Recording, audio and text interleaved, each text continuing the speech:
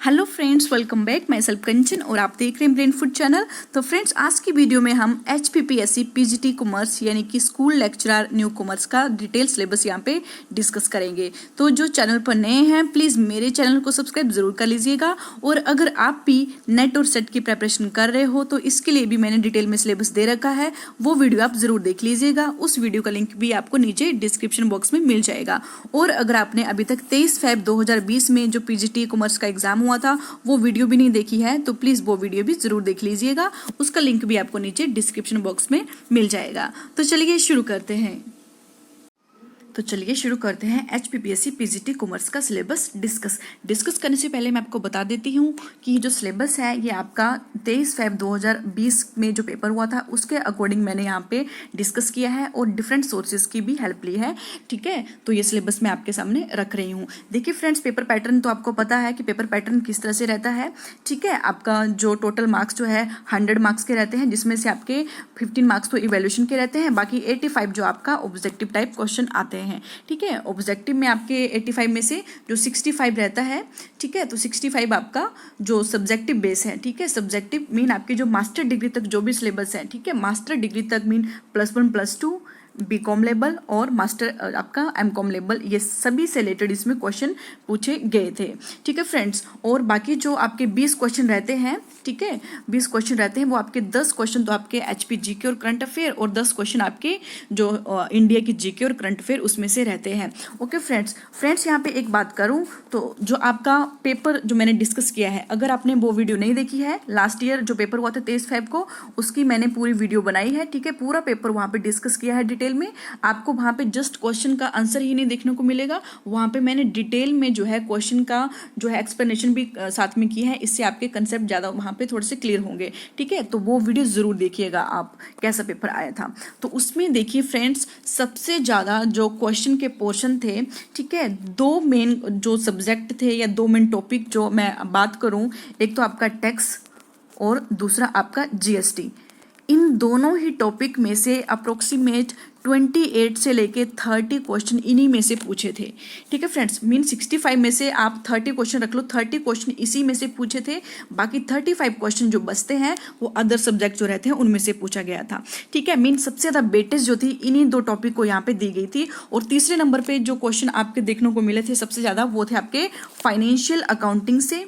Financial accounting, तो friends ये जो फाइनेंशियल अकाउंटिंग जो आपका यहाँ पे सब्जेक्ट रहता है, ये आपका BCom की जो आपके BCom फर्स्ट ईयर की बुक मिलेगी आपको फाइनेंशियल अकाउंटिंग की, जिसमें आपका branch accounting, consignment, hire purchase, ठीक है, और हायर परचेज अकाउंटिंग और आपका ये सारा जो है डिसोल्यूशन ऑफ पार्टनरशिप, ठीक है, ये सारा आपको उसी बुक में देखने को मिलेगा। तो प्लीज़ ये बुक आप या तो अरेंज कर लीजिए, तो इस बुक की PDF मैं आपको प्रोवाइड करवा दूंगी। ठीक है, तो PDF के लिए आपको इस वीडियो के नीचे डिस्क्रिप्शन बॉक्स में आपको जाना है, वहाँ पे ज्वाइन माई टेलीग्राम जो है लिंक होगा, उस लिंक पे क्लिक कीजिए और आप जो है मेरे ग्रुप को ज्वाइन कर लीजिए। वहाँ पे मैं इस बुक की PDF और साथ में और भी बुक्स है उनकी PDF वहाँ पे सेंड कर दूंगी। इसके साथ ही आपको टेक्स्ट की PDF भी वहाँ पे मिल जाएगी। ठीक है, तो बहुत ही ज़्यादा इंपॉर्टेंट है, वो सारी PDF वहाँ से अपने नोट्स बनाइए। ओके, तो इसके लिए अगर आपके पास टेलीग्राम ऐप नहीं है तो प्ले स्टोर पर जाके टेलीग्राम ऐप जो है डाउनलोड कर लीजिए।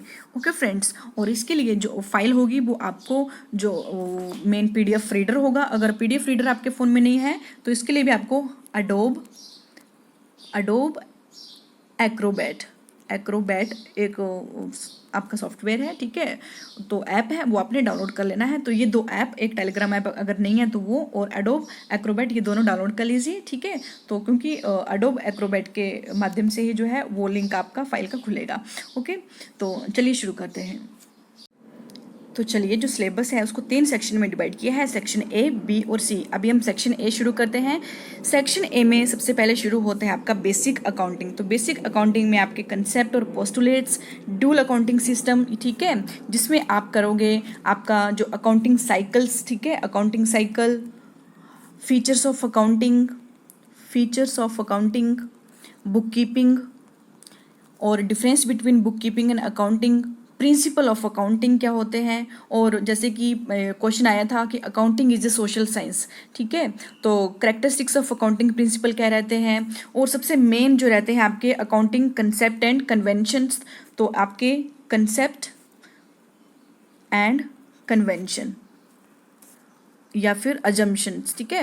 तो जो आपके कंसेप्ट होते हैं ये आपके रूल बेस्ड होते हैं, लॉ बेस्ड होते हैं, ये मैंडेटरी होती है, फॉलो करना ही पड़ता है कंपनीज को, ठीक है। लेकिन जो कन्वेंशंस होती है, अवधारणाएं होती हैं, ठीक है, अकाउंटिंग कन्वेंशंस ये कस्टम बेस्ड होती है, ट्रेडिशन होती है, इनको मैंडेटरी जो है फॉलो करना जरूरी नहीं होता है, ठीक है फ्रेंड्स। तो ये आपके कंसेप्ट क्लियर होने चाहिए। प्रोसेस ऑफ अकाउंटिंग क्या रहता है, voucher, book of original entries, journal, ledger और पोस्टिंग, ये सारा जो है आपका बेसिक अकाउंटिंग में आते हैं, ठीक है। तो आपने ये कंसेप्ट अपने क्लियर करने हैं +1 और +2 का, ठीक है, +1 और +2 का आपका चाहे वो अकाउंटिंग हो दोनों सब्जेक्ट, चाहे वो आपका बिजनेस स्टडी के हो, ये आपके बेस हैं जो आपको क्लियर करने ही पड़ेंगे पीजीटी कॉमर्स के लेक्चर का जो एग्जाम होगा इसके लिए। ओके फ्रेंड्स, नेक्स्ट अभी मैं शुरू करने जा रही हूँ। नेक्स्ट टॉपिक आपका ये फाइनेंशियल अकाउंटिंग सब्जेक्ट है, ठीक है फ्रेंड्स। तो इसमें से बहुत से क्वेश्चन पूछे गए थे। फाइनेंशियल अकाउंटिंग ये आपका बीकॉम की फर्स्ट ईयर की जो बुक है मैंने अभी आपको बताई, ठीक है, जिसका PDF आपको मिल जाएगा, ठीक है। तो उसमें से जो है यहाँ पे अकाउंटिंग स्टैंडर्ड, जैसे कि अकाउंटिंग स्टैंडर्ड जो थे वहाँ पे आपका 17 पूछ लिया था, ठीक है, अभी जो एग्जाम हुआ था। अकाउंटिंग प्रोसेस क्या रहता है, फाइनल अकाउंट्स आपने देखना है, final accounts for NPO non profit organisation के लिए क्या फाइनल अकाउंट्स रहते हैं। तो आपको पता है रिसीप्ट एंड पेमेंट अकाउंट से क्वेश्चन आया था कि रिसीप्ट एंड पेमेंट अकाउंट में जो है कौन से नेचर की जो है ट्रांजैक्शन जो है वहाँ पे की जाती है। इनकम एंड एक्सपेंडिचर अकाउंट के बारे में आपने पढ़ना है। डेप्रिसिएशन अकाउंटिंग के बारे में आपने देखना है। डेप्रिसिएशन अकाउंटिंग के जो आपका थ्योरेटिकल कंसेप्ट है उस पर ज़्यादा फोकस करना है आपने, ठीक है। डेप्रिसिएशन अकाउंटिंग के डेप्रिसिएशन निकालने का मेथड्स क्या है, consignment, hire purchase, branch accounting और डिसोल्यूशन ऑफ पार्टनरशिप, ठीक है, ये भी अच्छे से करने हैं। ये थ्योरेटिकल पोर्शन आपने देखना है, ठीक है फ्रेंड्स। जो आपको PDF मिलेगी उसमें आपने ध्यान से पढ़ना, ठीक है। वहाँ पे आपको जो क्वेश्चन एग्जाम में पूछे गए थे ना वो वहाँ पे आपको एक एक लाइन वहीं पे एज इट इज मिल जाएगी, ठीक है। तो नेक्स्ट रहता है ये आपका फाइनेंशियल अकाउंटिंग हो गया। नेक्स्ट है पार्टनरशिप अकाउंटिंग। तो पार्टनरशिप अकाउंटिंग भी जो है वो ज़्यादा इंपॉर्टेंट है। पार्टनरशिप में इसमें आपको पार्टनरशिप का फीचर्स क्या रहते हैं, सबसे मेन कि जब आपके पार्टनरशिप डीड अब नहीं होगी तो उस टाइम कौन से रूल एप्लीकेबल होंगे, ठीक है। Interest on drawings, interest on capital कैसे कैलकुलेट करते हैं, calculation of new profit sharing ratio कैसे निकालते हैं, सेक्रीफाइसिंग रेशो कैसे निकालते हैं, गेनिंग रेशो कैसे निकालते हैं। और अगर बात की जाए गुडविल की तो वेरी इंपॉर्टेंट गुडविल को उसके क्लासिफिकेशन, उसके methods of goodwill very important, ठीक है। हिडन गुडविल कई बार क्वेश्चन में दे रखी होगी, वो निकालनी है, छोटा सा क्वेश्चन आ जाता है कई बार। Retirement and death of the partners, इसके बारे में आपके थ्योरेटिकल्स या कौन कौन से अकाउंट जो है उसमें जो है आपके मेंशन होते हैं। डिसोल्यूशन ऑफ पार्टनरशिप फर्म्स आपका पूछा गया था कि इन दोनों में डिसोल्यूशन ऑफ पार्टनरशिप फर्म और पार्टनरशिप इन दोनों में डिफरेंस क्या है, ठीक है। तो ये भी जो था आपका पूछा गया था। तो ये भी आपने थ्योरेटिकल पोर्शन अच्छे से करना है। रूल्स पढ़ लेना है आपने, गार्नर वर्सेस मुर्रे जो आपका रूल्स है वो क्या कहता है, और डिफरेंट काइंड्स ऑफ पार्टनर क्या होते हैं। तो ये पार्टनरशिप अकाउंटिंग में आपके ये सारे कंसेप्ट आते हैं। ओके फ्रेंड्स, तो फ्रेंड्स देखिए ये ज़रूरी नहीं है कि जैसे कि अभी जो उन्होंने सबसे ज़्यादा मेन 30 क्वेश्चन टैक्स आपके टैक्स और GST से ही पूछ लिए थे। जरूर नहीं है कि इसी से क्वेश्चन आएंगे अगली बार भी, हो सकता है अगली बार कोई और सब्जेक्ट पकड़ ले वो वहाँ से पूरा क्वेश्चन 7-8-10 क्वेश्चन वहाँ से पूछ ले। तो मतलब कुछ नहीं कह सकते, हमें तो ऑल ओवर तैयारी करके चलना पड़ता है। ओके फ्रेंड्स, तो क्योंकि मास्टरी लेवल है तो मास्टरी लेवल में अब सारे सब्जेक्ट से जो है टच होके हमें चलना ही पड़ेगा। तो नेक्स्ट है आपका ईशॉप शेयर्स। तो ईशॉप शेयर में आपका शेयर वैल्यूएशन मेथड पूछा गया था, ठीक है। यील्ड मेथड आपका, ठीक है, ये सारे मेथड्स शेयर वैल्यूएशन के आपने देखने हैं। डिवेंचर्स आपने ईशॉप शेयर्स और ईशॉप डिवेंचर्स ये आपने कंसेप्ट करना है। कॉर्पोरेट अकाउंटिंग आपने देखनी है, ठीक है। कॉर्पोरेट अकाउंटिंग में जो थे आपके जो मेन रहता है कॉर्पोरेट अकाउंटिंग के जो कंसेप्ट है अमेलगमेशन, अब्जॉर्प्शन, रिकंस्ट्रक्शन, इनका मीनिंग आपने देखना है, ठीक है। अमेलगमेशन कब होता है, जब दो कंपनी आपस में मिलती है। अब्जॉर्प्शन कब होता है, जब एक कंपनी बड़ी कंपनी छोटी कंपनी को एक्वायर कर लेगी। रिकंस्ट्रक्शन कब होगा, 2 तरह का होता है ये भी आपने देखना है। और लिक्विडेशन ऑफ कंपनी, ठीक है, किस तरह से लिक्विडेशन होती है कंपनी की, कोर्ट के आदेश के द्वारा या फिर शेयर होल्डर के द्वारा या फिर क्रेडिटर के द्वारा। और लिक्विडेशन का कंपनी का क्या प्रोसेस रहता है ये आपने यहाँ पे मतलब थोड़ा सा व्यू ले लेना है आपने इन सब का, ठीक है। और नेक्स्ट है कॉस्ट अकाउंटिंग। तो कॉस्ट अकाउंटिंग से इस बार जो क्वेश्चन आया था वो आपका मार्जिनल कॉस्टिंग और डिफरेंशियल कॉस्टिंग के बीच में डिफरेंस एडजस्टन और रीजनिंग पूछी गई थी, ठीक है, इन दोनों क्वेश्चन में से, इन दोनों कंसेप्ट में से। तो मार्जिनल कॉस्टिंग, कॉस्ट अकाउंटिंग में आपका मार्जिनल कॉस्टिंग का कंसेप्ट और कॉस्टिंग अकाउंटिंग के object, scope, elements of costing, ठीक है, और methods of costing, job costing, batch costing, contract costing, इनका मीनिंग आपने देख लेना। इनके एग्जाम्पल पूछ लेते हैं, ठीक है। बैच कॉस्टिंग में जो है बैच कॉस्टिंग के एग्जाम्पल पूछ लेंगे, कॉन्ट्रैक्ट के एग्जाम्पल पूछ लेंगे, और फार्मूला आपने जो है ध्यान से पढ़ लेने हैं। ये बहुत ही ज़्यादा इंपॉर्टेंट फार्मूलेज हैं। कंट्रीब्यूशन का फार्मूला, प्रॉफिट वॉल्यूम रेशियो का फार्मूला, ब्रेक इवन पॉइंट का फार्मूला और मार्जिन ऑफ सेफ्टी का फार्मूला। तो ये कॉस्ट ऑफ अकाउंटिंग के आपके कंसेप्ट रहते हैं। नेक्स्ट बात की जाए टैक्स अकाउंटिंग की, तो टैक्स अकाउंटिंग मैंने यहाँ पे थोड़ा डिटेल में डिस्कस किया है क्योंकि इससे ज़्यादा क्वेश्चन पूछे गए थे। तो टैक्स अकाउंटिंग में आपके सबसे पहले तो इनकम टैक्स जो आपके रेट्स हैं, ठीक है, इनकम टैक्स रेट आपने जो करंटली अभी चले हैं इंडिविजुअल के लिए, कोऑपरेटिव सोसाइटी के लिए, फर्म और लोकल अथॉरिटी के लिए, डोमेस्टिक कंपनी के लिए क्या टैक्स रेट है और फॉरेन कंपनी के लिए क्या टैक्स रेट है, वो आपको देखने हैं, ठीक है। इनके बारे में मैंने जो क्वेश्चन पेपर सॉल्व करवाया है वहाँ पे जो आपके इंडिविजुअल के लिए जो टैक्स रेट रहते हैं वो मैंने वहाँ पे डिस्कस किए थे। नेक्स्ट है इंट्रोडक्शन टू इनकम टैक्स, ठीक है। इनकम टैक्स के बारे में इसकी हिस्ट्री आप पढ़ोगे, ठीक है, हिस्ट्री के बारे में जानोगे। इंपॉर्टेंट डेफिनेशंस इसमें पूछ ली जाती है, जैसे कि इनकम का मीनिंग क्या है, इनकम में कौन कौन सी इनकम आती है, ठीक है। जैसे कि आपका एग्जाम में पूछा गया था कि कौन सी इनकम के जो डेफिनेशन है इनकम की, उसमें इनकम किस किस इनकम को इंक्लूड की जाएगा। तो इनकम की डेफिनेशन आपने देखनी है, इनकम का कंसेप्ट समझना है, ग्रोस टोटल इनकम क्या है और टोटल इनकम क्या है। आपको पता है टैक्स किस इनकम पे लगता है, जो आपकी टोटल इनकम जो आएगी, ठीक है। सबसे पहले आप ग्रोस टोटल इनकम निकालोगे। ग्रोस टोटल इनकम जो है आपकी कैसे निकलती है, जो 5 हेड होते हैं आपके, 3, 4, 5, ठीक है। Income from salary, income from house property, income from PGBP और इनकम फ्रॉम कैपिटल गेन्स और इनकम फ्रॉम अदर सोर्सेज। इन 5 हेडों की इनकम जो ऐड करके आप जीटीआई निकालते हो, ठीक है। और जीटीआई से जो भी आपकी डिडक्शंस होती है एटीसी और एटीयू के अंडर, ठीक है, वो डिडक्ट होके जो है आपकी टोटल इनकम आएगी और इसी टोटल इनकम पे आपको टैक्स पे करना पड़ता है। नेक्स्ट है कैजुअल इनकम क्या होगी, ठीक है। तो कैजुअल इनकम के बारे में आपने देखना है, मीनिंग समझ लेना है। कैजुअल इनकम किसको कहते हैं, पर्सन की डेफिनेशन दी गई है, इसकी सेक्शन आपने पढ़नी है। एसएससी की डेफिनेशन, डीम्ड एसएससी किसे माना जाएगा, एसएससी इन डिफॉल्ट किसे माना जाएगा, असेसमेंट ईयर क्या होता है और प्रीवियस ईयर क्या होता है, ठीक है फ्रेंड्स। तो ये भी कंसेप्ट हैं जो आपने समझने हैं अच्छे से, ठीक है। तो असेसमेंट ईयर जो आपका रहता है, असेसमेंट ईयर में क्या होगा, असेसमेंट ईयर में आपकी इनकम पे टैक्स लगता है। और प्रीवियस ईयर मीन आपका जो फाइनेंशियल ईयर होता है प्रीवियस ईयर, तो पिछले साल में आप इनकम कमाते हो और असेसमेंट ईयर में उस इनकम पर टैक्स लगता है। तो ये कंसेप्ट आपने क्लियर करने हैं। नेक्स्ट है exception to general rules, mean जैसे कि अगर आपको पता है कि पिछले साल की इनकम पर अगले साल में टैक्स लगता है, लेकिन कई बार क्या होता है, कुछ ऐसे केस होते हैं जिसमें पिछले साल की इनकम पर पिछले साल ही टैक्स लगा दी जाता है, तो वो एक्सेप्शन है, ठीक है। जैसे कि taxation of previous year income during the same year, तो वो कौन से केसेस हैं वो आपने देखने हैं, ठीक है। तो इससे रिलेटेड भी क्वेश्चन एग्जाम में आया था। पैन परमानेंट अकाउंट नंबर, अभी क्वेश्चन आया था इसमें से कि पैन में जो है कितने न्यूमेरिक होते हैं और कितने डिजिट होते हैं, सॉरी अल्फ़ाबेट होते हैं और न्यूमेरिक होते हैं, ठीक है। तो टैक्स इवेजन क्या होता है, कर की चोरी, ठीक है, कर से बचाव या टैक्स प्लानिंग, ये क्या होती है, तो इनका मीनिंग आपने देखना है, इनमें डिफरेंस भी आपने अच्छे से करना है। Residence and tax liability, mean आपको पता है रेजिडेंशियल बेस पे जो है टैक्स जो है लगता है, ठीक है। तो बेसिक कंडीशन क्या रहती है रेजिडेंशियल की, एडिशनल कंडीशन क्या रहती है, वो आपने देखना है कि कितने दिनों तक जो इंडिविजुअल है वो इंडिया में इंडिया में रहता है कि उसको इंडियन माना जाएगा, ठीक है, 182 डेज और मोर, ठीक है। तो ये आपने सारी कंडीशनें अच्छे से देखनी है। रेजिडेंशियल स्टेटस आपने इंडिविजुअल की, एचयूएफ फर्म की, आपकी एचयूएफ की, firm of association of person की और कंपनी की, इन सभी की जो है रेजिडेंशियल स्टेटस आपने ध्यान से देखनी है। एग्रीकल्चर इनकम, ये भी एग्जाम में आया था कि कौन सी इनकम दे दी थी और उनमें से पूछा था कि कौन सी इनकम को एग्रीकल्चर इनकम माना गया है, ठीक है। तो डिफरेंट तरह की काइंड्स ऑफ एग्रीकल्चर इनकम होती है, वो भी आपने पढ़नी है। नॉन एग्रीकल्चर इनकम कौन होती है वो भी आपने देखनी है। इनकम फ्रॉम सैलरी, ठीक है, ये जो 5 हेड है सबसे मेन है, ये आपके इनकम टैक्स के जो आपका बुक रहती है उसमें से 5 हेड ऑफ इनकम। तो 5 हेड ऑफ इनकम में आपके income from salary, house property, PGBP income, profit and gain from business and profession इसे कहते हैं, कैपिटल गेन्स और इनकम फ्रॉम अदर सोर्सेज। ठीक है, तो ये पांचों हेड आपने पूरे डिटेल में पढ़ने हैं। तो कैपिटल गेन भी आपका 54 सेक्शन जो थी पूछी गई थी। ठीक है, तो मीन डिडक्शन के लिए जो थी कौन से इंडिविजुअल है वो एलिजिबल होगा, तो ये पूछा गया था एग्जाम में। Income from other sources, income IOS income जो है किसको माना जाएगा, ये भी पूछा गया था। ठीक है, तो ये सभी हेड जो है आपने ध्यान से पढ़ने हैं।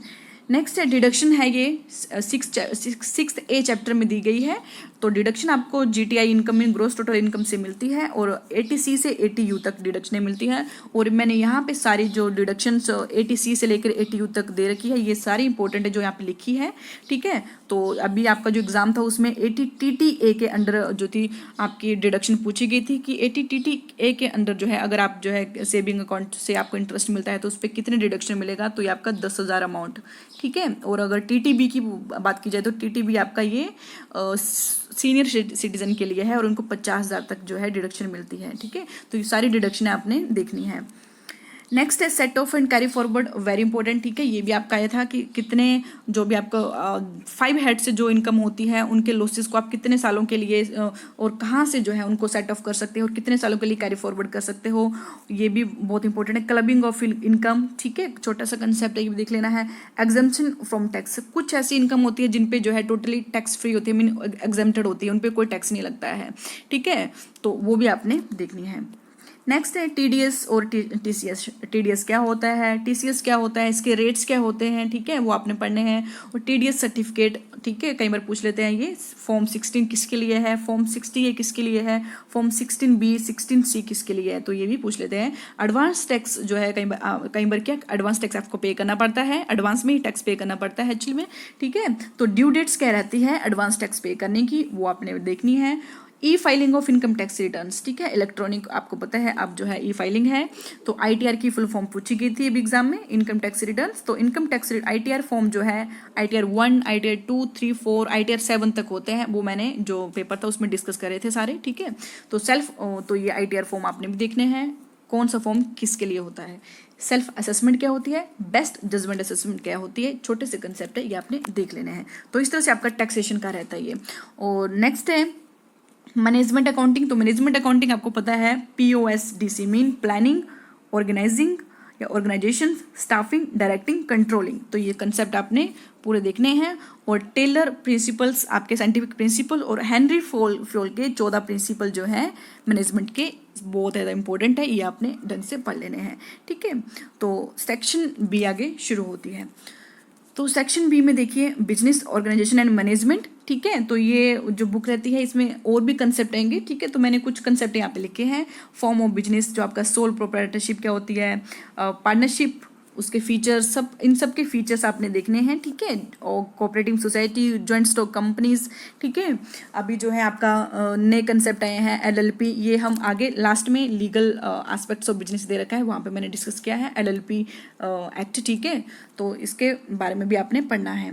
नेक्स्ट है IB international business, very important. International business से जो है आपकी UNCTAD की डेफिनेशन पूछ ली गई थी, United nation conference on trade and development. ठीक है, तो इंटरनेशनल बिजनेस में आपने डोमेस्टिक ट्रेड क्या है, फॉरेन ट्रेड कैसे होता है जब आप एक्सपोर्ट और इंपोर्ट करते हो, एक्सपोर्ट का मीनिंग क्या है, इंपोर्ट का मीनिंग क्या है, मोड ऑफ ट्रेड क्या होते हैं। ठीक है, तो WTO, UNCTAD, world bank, international monetary fund, mode of international business. तो ये जो आपके कंसेप्ट है ना, ये WTO, UNCTAD और वर्ल्ड बैंक और IMF, इनके जो है वेरी वेरी इंपॉर्टेंट, ये जो है किस पर्पस से जो है ये जो इंस्टीट्यूशंस हैं वो आपके लाए गए थे, ये आपने ध्यान से पढ़ने हैं।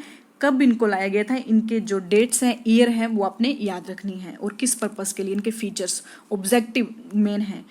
मोड्स ऑफ इंटरनेशनल बिजनेस, तो इंटरनेशनल बिजनेस की जब कोई जो आपका एक्सपोर्टर होगा, ठीक है, जब इंटरनेशनल बिजनेस की तरफ जाएगा तो ट्रेड रिलेटेड आपके मोड रहते हैं, कॉन्ट्रैक्चुअल रिलेटेड मोड रहते हैं, और इन्वेस्टमेंट रिलेटेड मोड रहते हैं, ये भी अपने देखने हैं।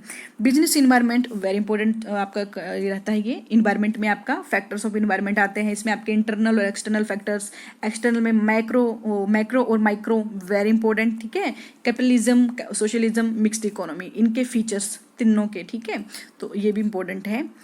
सेक्शन सी अब आता है आपका। तो सेक्शन सी में इकोनॉमिक प्रिंसिपल्स, ठीक है, मीन इकोनॉमिक्स के बारे में आपको ज्ञान होना चाहिए इकोनॉमिक्स का आपको, ठीक है, जिसमें आपकी मांग का नियम क्या है, इलास्टिसिटी ऑफ डिमांड क्या है, यूटिलिटी अप्रोच उपयोगिता का जो आपकी ये रहती है, ठीक है, indifference curve analysis, indifference curve approach क्या है, लॉ ऑफ वेरिएबल प्रोपोर्शंस, ठीक है, इंक्रीजिंग डिक्रीजिंग कांस्टेंट ये आपके वेरिएबल प्रोपोर्शन रहते हैं, ठीक है, कॉस्ट कर्व और आपका कंसेप्ट ऑफ रेवेन्यू, ठीक है, ये भी आपने देखना है। और ये आपको तो इकोनॉमिक्स की बुक में सारे कंसेप्ट एक जगह मिल जाएंगे। ये मार्केट स्ट्रक्चर जिसमें आपका मोनोपली आपका परफेक्ट जो कंपटीशन मार्केट रहता है, ठीक है, तो ये सारे मार्केट आपने इनके फीचर्स आपने ध्यान से पढ़ने हैं, ठीक है, और कंपैरिजन इन आपके जो रहते हैं ये, और बिजनेस डिसीजन जो रहते हैं, ठीक है।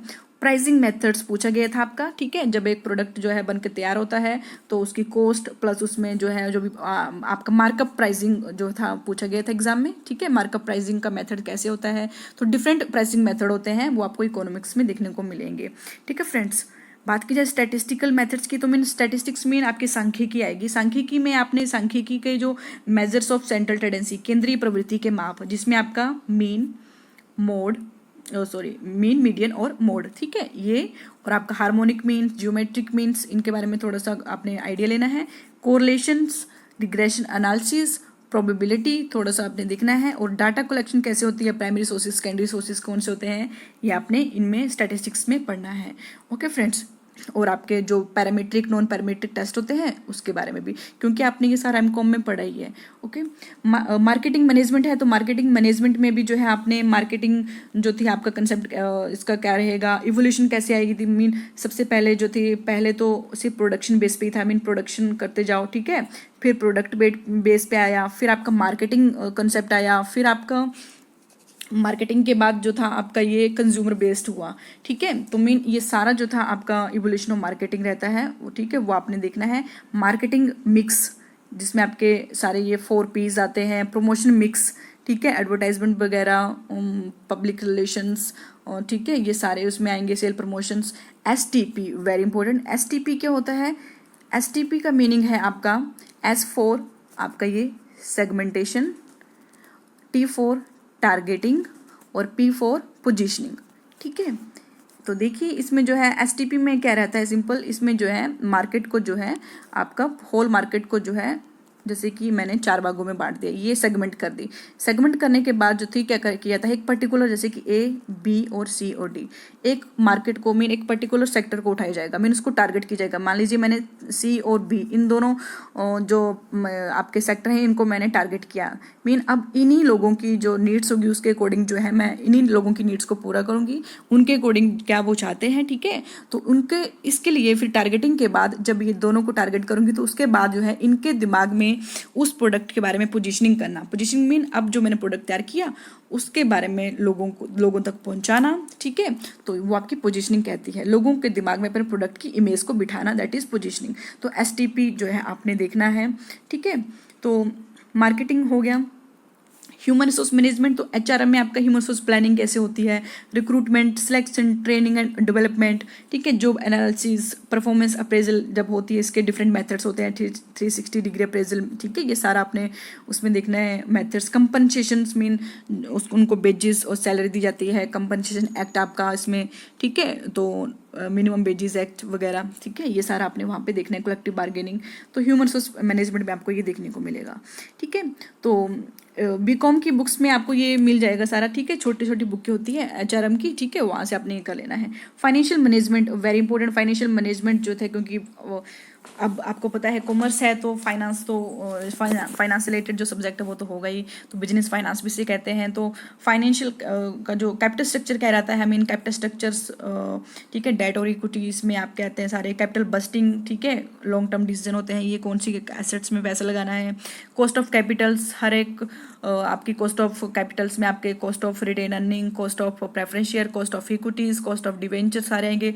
लिवरेजेस जो है आपकी लिवरेज के से रिलेटेड क्वेश्चन पूछा था, ठीक है, ये आपका लिवरेजेस, हाँ, लिवरेजेस का चैप्टर भी रहता है, और इसमें आपकी लिवरेजेस में ऑपरेटिंग लीज लिवरेजेस और फाइनेंशियल लिवरेजेस, ठीक है, ये दोनों रहती है।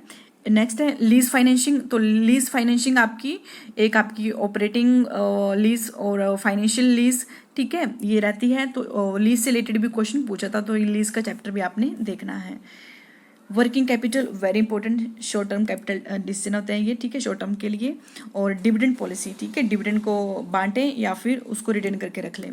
तो नेक्स्ट है banking and financial institutions, very important, जिसके आपके जो थे आप में सबसे मेन इसमें आरबीआई, एसबीआई, ठीक है, आरबीआई के बारे में, एसबीआई के बारे में। आरबीआई कौन कौन सी जो मॉनेटरी पॉलिसी है वो अडॉप्ट करते हैं, ठीक है, repo rate, reverse repo rate, उनका मीनिंग आपको पता होना चाहिए। बैंकिंग सेक्टर रिफॉर्म्स जो आपके, ठीक है, नरसिम्हा राव 1991 में हुए थे, ठीक है, एलपीजी पॉलिसीज उसमें आई थी, ठीक है, आपने ये भी देखना है।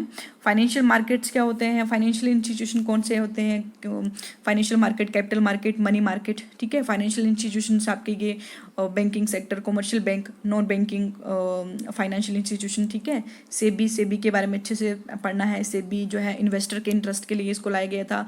डिजिटाइजेशन ऑफ बैंकिंग, ठीक है, मीन आपको पता है आजकल जो है डिजिटाइजेशन का ज़माना है, तो बैंकिंग डिजिटाइजेशन ज़्यादा कर दी गई है, ठीक है। ऑनलाइन बैंकिंग सारा ये आपका ये नेफ्ट और NEFT, Swift, electronic fund transfer, EFT, ठीक है।